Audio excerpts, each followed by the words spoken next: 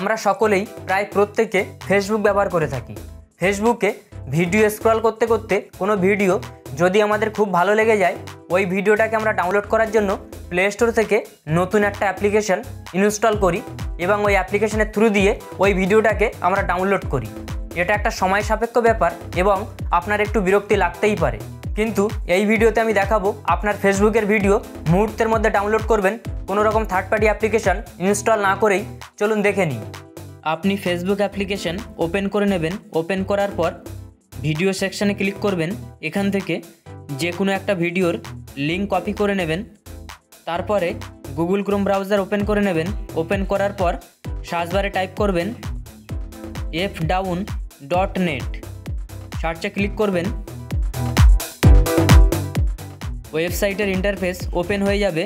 Enter Facebook video link, এখানে লিঙ্কটাকে paste করে দেবেন। তারপরে ডাউনলোড বাটনে ক্লিক করবেন।